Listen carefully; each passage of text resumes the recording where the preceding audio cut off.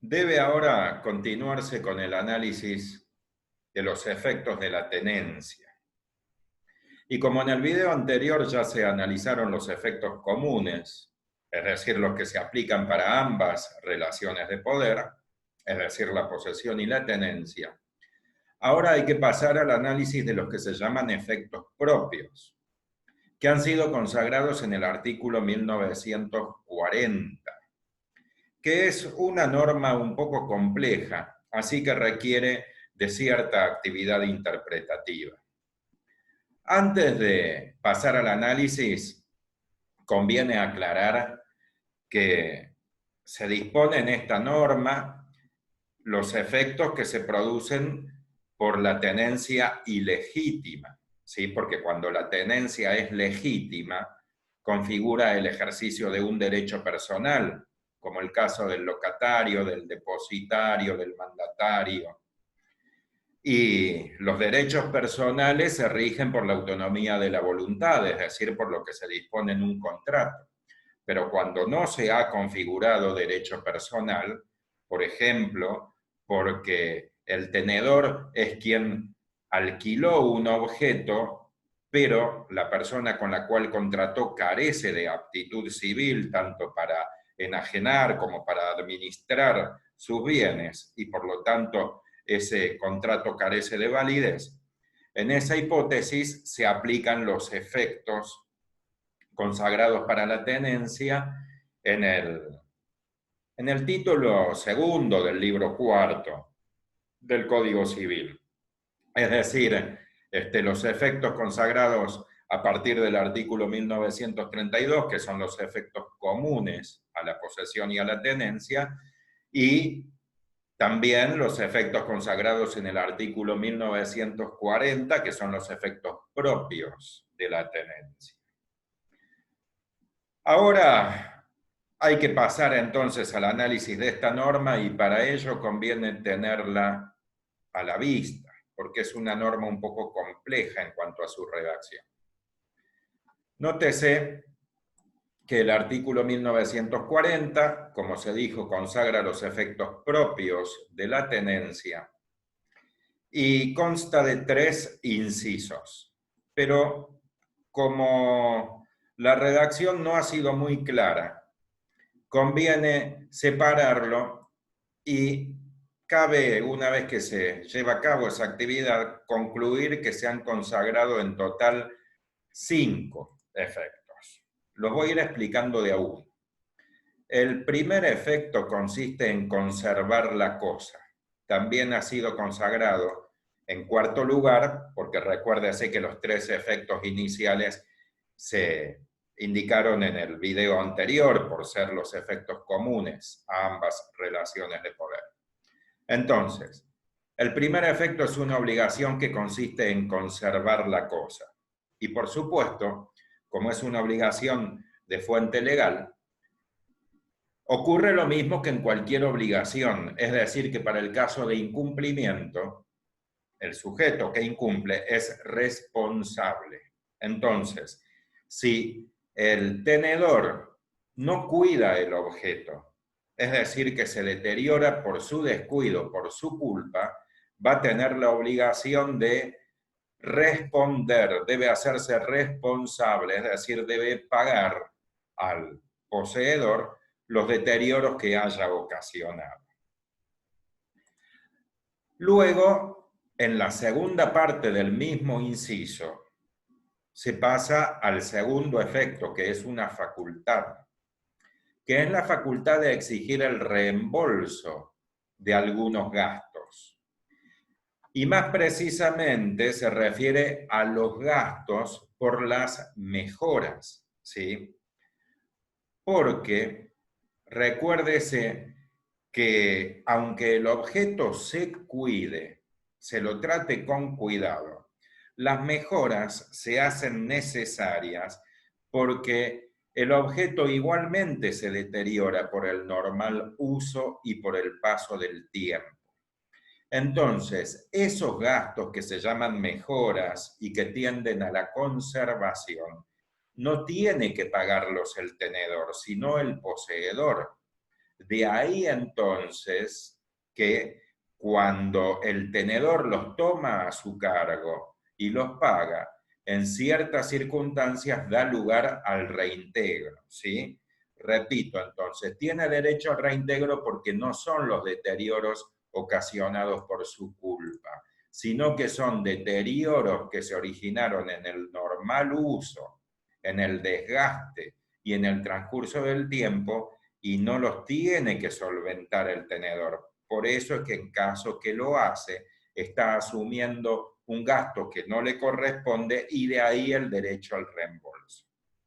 Ahora, para comprender este segundo efecto, debe complementarse la norma con los artículos 1934 y 1938.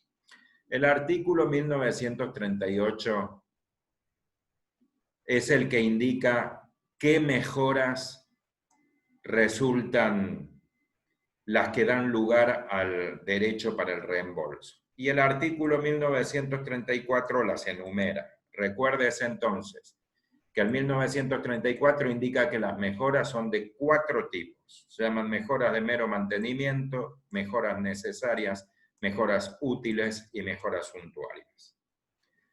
Las de mero mantenimiento son los gastos de conservación menores, pequeños. Las mejoras necesarias son los gastos de conservación mayores, más onerosos. Las mejoras útiles son las que permiten un mejor aprovechamiento, más rentable o más cómodo, como cambiar un portón manual por un portón automático o a control remoto que brinda mayor seguridad y es más cómodo. Y las mejoras suntuarias son las de lujo o recreo o de utilidad exclusiva para quien las hizo. Esto, repito, está consagrado en el artículo 1934 a partir del inciso C. Y luego el artículo 1938 indica cuáles de estas mejoras dan lugar al reembolso. Y se dispone que las mejoras de mero mantenimiento no dan lugar al reembolso.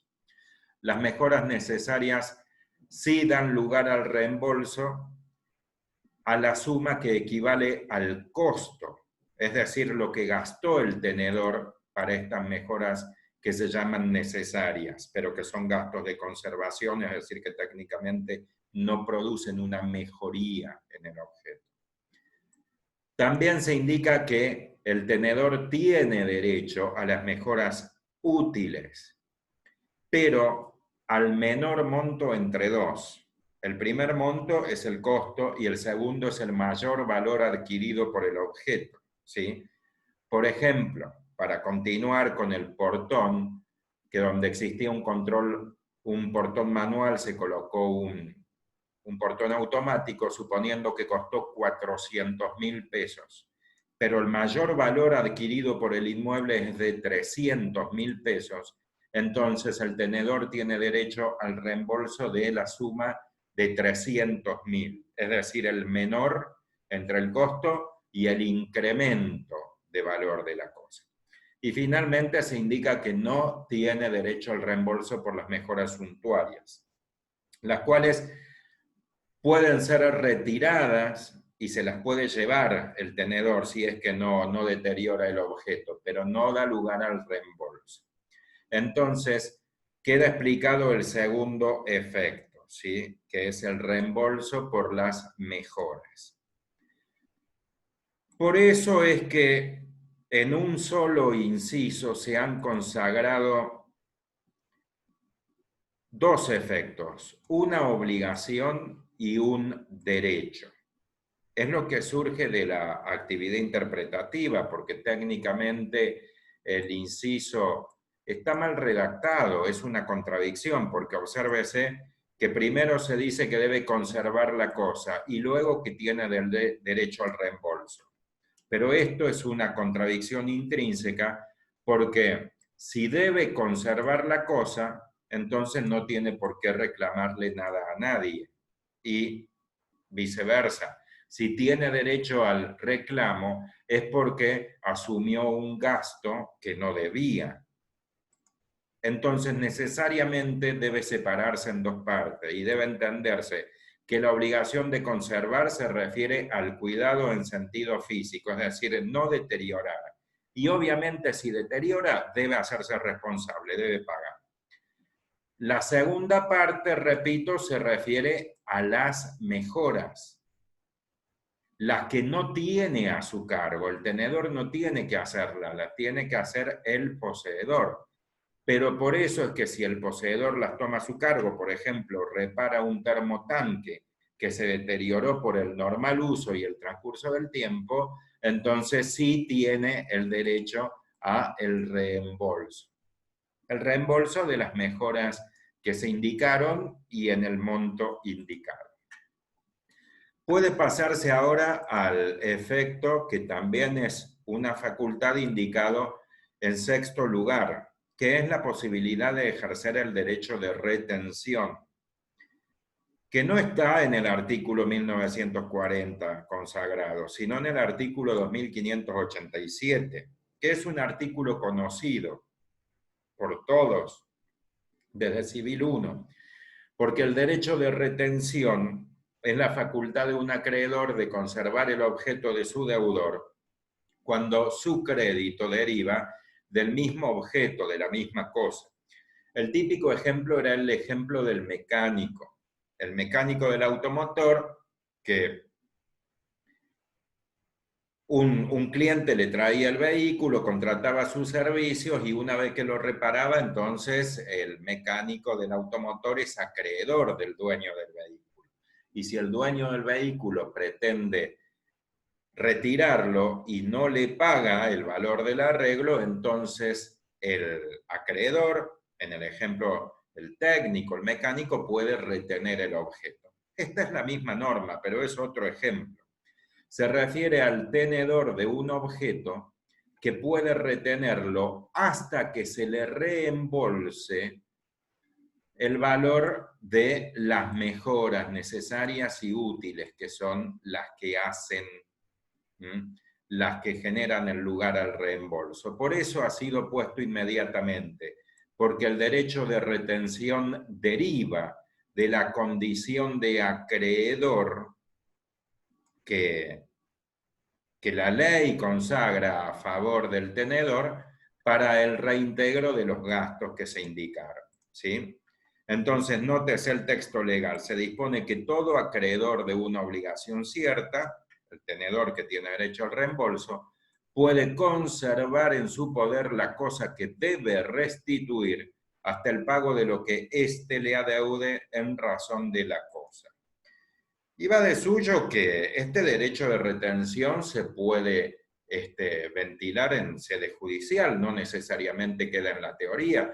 Para el caso en que, bueno, en el ejemplo que todos conocemos, el dueño del automotor, y en el ejemplo que estoy citando ahora, el dueño del inmueble, le reclame el objeto al tenedor, en el caso que nos importa, por ejemplo, mediante una acción por desalojo, en esta hipótesis el tenedor puede negarse a la restitución, pedirle al juez, fundamentar su contestación a la demanda pidiendo al juez que rechace esa acción porque aunque sea su obligación restituirla, no lo restituye, pero no porque está incumpliendo, sino porque está ejerciendo el derecho de retención, porque tomó a su cargo arreglos, reparaciones, porque quien se veía perjudicado era el tenedor que estaba viviendo en ese inmueble en ese momento, y por lo tanto ahora exige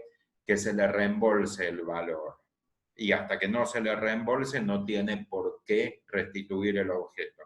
Y si se dan las condiciones como se planteó, el juez debe efectivamente rechazar esa demanda y solamente condenar a la restitución del objeto si es que también la parte actora, es decir, el poseedor, procede al reembolso, ¿sí?, de la suma de dinero que le adeuda al tenedor. El segundo párrafo no es muy importante, indica que tienen esta facultad solamente los tenedores por un título oneroso, no por un título gratuito, y además por medios lícitos. Es de relevancia, pero no en esta oportunidad que estamos analizando. Luego, en séptimo lugar, se consagra una obligación que tiene este nombre. Se trata de cumplir con la nominatio autoris, indicada en el inciso B, que también requiere actividad interpretativa porque es complejo el texto. Nótese que se indica individualizar y comunicar. Son dos obligaciones distintas. Una es individualizar y otra es comunicar. Al poseedor, de quien es representante, si se lo perturba en razón de la cosa, y de no hacerlo responde por los daños y pierde la garantía por evicción si corresponde. Bueno, que es responsable para el caso de incumplimiento, es innecesario indicarlo. Todo obligado que no cumple con su obligación debe responder por los perjuicios que causa su incumplimiento. Y acá existen obligaciones impuestas por la ley y por lo tanto su incumplimiento lo hace responsable. Pero no se entiende claramente la hipótesis de conflicto. Porque si uno analiza esta norma, pero a la luz de los antecedentes legislativos, de sus antecedentes que se remontan al periodo de creación de derecho en Roma, se observa que esta norma se aplica en un conflicto en el cual intervienen tres personas que están indicados acá. El sujeto A, que es el propietario, el sujeto B, que es el poseedor, y el sujeto C, que es el tenedor. Se está analizando en esta oportunidad las obligaciones del tenedor, del sujeto C. Para ilustrar el ejemplo, téngase por caso o tómese por hipótesis que el sujeto A es el propietario de un inmueble en una zona turística, por ejemplo en Mar del Plata, ¿sí? La persona A tiene una casa para pasar las vacaciones en Mar del Plata y durante el resto del año vive en Buenos Aires. Mientras el propietario A está en Buenos Aires, la casa de Mar del Plata es usurpada por el poseedor B. El propietario A, por supuesto, en principio no tiene conocimiento. Pero además el poseedor B, una vez que cambió la cerradura, ingresó, en lugar de quedarse, la alquila a esa casa, a ese inmueble. Se lo alquila al tenedor C. En un contrato que carece de efectos jurídicos, porque el poseedor B no puede alquilar el objeto que no le pertenece, no lo puede hacer por derecho, sí de hecho, pero no por derecho. Por lo tanto, C es tenedor ilegítimo. Pero en lo que ahora nos interesa, obsérvese que si uno coloca la visión sobre el inmueble, ese inmueble tiene, por decir que el inmueble tiene, ¿no?, un propietario que ha sido despojado, un poseedor que ha despojado al propietario y un tenedor que lo ha recibido del poseedor despojante y que por lo tanto lo representa al poseedor despojante, es decir, a B, con quien celebró un contrato sin validez, pero celebró un contrato. En este estado de cosas, ¿sí?, llega el verano y el propietario A se dirige a la ciudad atlántica, se dirige a Mar del Plata para pasar sus vacaciones. Y cuando llega, lo encuentra a C en su casa. Pero desconoce que C es tenedor y lo toma por poseedor. Cuando una persona va a su casa y encuentra que hay otra persona en la casa que debiera estar desocupada, lo toma por poseedor, por usurpador. entonces se lo reclama y dirige la demanda A contra C. Pero, esa demanda está mal dirigida porque A en realidad debe demandar a B, debe demandar al poseedor, a quien lo despojó, no al tenedor. El tenedor solamente representa a B.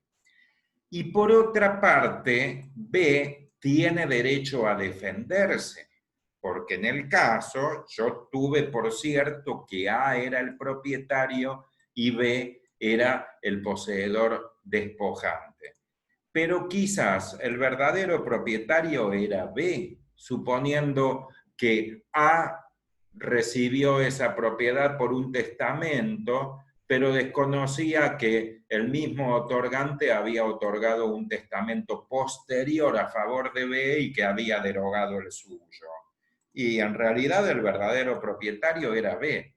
Lo cierto es que existe un conflicto entre A y entre B, y el tenedor C está en el medio, pero no es a él a quien se debe demandar, ni es él quien tiene que defenderse. Entonces, en esta hipótesis, cuando el tenedor C recibe la demanda del propietario, o más precisamente presunto propietario, que es A, debe cumplir con la nominatio auctoris, que es individualizar y comunicar. Individualizar significa que a la parte actora A le debe indicar quién es el poseedor B, es decir, le tiene que decir, mire que yo estoy ejerciendo solamente la tenencia, soy mero tenedor. Usted tiene que dirigir la demanda contra el poseedor B, le tiene que decir A, la parte actora A. Por eso debe individualizar. Y además le tiene que avisar a B que A le mandó una demanda para que se pueda defender. En sentido coloquial, en sentido claro para que se entienda, le tiene que avisar a el sujeto A que debe demandar a B y debe avisarle al sujeto B que el sujeto A lo está demandando, para que puedan ventilar el litigio, ventilar el conflicto y luego se verá si se produce la primera hipótesis, bueno, se le hará lugar a la demanda de A. Si B se defiende y resulta que el verdadero propietario era B, A, bueno, quizás de buena fe o quizás una aventura, inició esa demanda, la tendrá que reclamar. Pero en todos los casos se debe individualizar y comunicar, ¿sí? Por eso son dos obligaciones. Y va de suyo que si no cumple es responsable, responde a los perjuicios que pueda sufrir tanto el sujeto A como el sujeto B, y además pierde la garantía por evicción, es decir, que si a raíz de esa demanda tenía cierto lugar a un reclamo por evicción, que es garantía de derecho, contra quien contrató, es decir, contra B, bueno, pierde la posibilidad de reclamar al sujeto B, ¿sí? Así que es responsable. De ahí que hay que cumplir con la nominatio auctoris. ¿Cómo se cumple? Es muy simple. Cuando llega la demanda al domicilio, se presenta en el expediente con un escrito que en el título le pone cumple con la nominatio auctoris, entre paréntesis artículo 1940, inciso B, y simplemente en el texto indica que pone en conocimiento del juez interviniente para que tome a su vez conocimiento la parte actora que ocupa el inmueble en carácter de tenedor, que el poseedor, es decir, quien se lo entregó en la ocasión, por hipótesis, es el sujeto B con domicilio en tal lugar, y además conviene acompañar el contrato, tal como surge del contrato adjunto, se lo alquilé a este inmueble a B que vive en tal lugar. Entonces luego A, cuando ve ese escrito, toma conocimiento y puede dirigir la demanda contra B. Y para avisarle a B le manda una carta documento. Como es una obligación, conviene hacerlo por un medio fehaciente, es decir, que hace fe, que es fehaciente. Y con eso se desentiende de toda responsabilidad. Y la última obligación es la obligación de restituir el objeto, consagrado en el artículo 1940 en el inciso C, que dispone lo siguiente: debe restituir la cosa a quien tenga derecho de reclamarla. En principio es aquel que le entregó el objeto, pero se continúa con la hipótesis de conflicto anterior, porque se indica que también debe citar a otros que la pretendan. Es decir, que mientras está el proceso en curso, se le vence su contrato, por ejemplo, que lo haya alquilado por temporada o porque el proceso se hace extenso, y tiene que restituir el objeto a aquel que se lo entregó, es decir, a B, debe darle aviso a otros que la pretenden, que es el sujeto A. Debe decirle, bueno, usted que pretende el objeto, y yo ya le avisé que lo ocupo, pero en carácter de mero tenedor, le aviso que se lo restituyo al poseedor.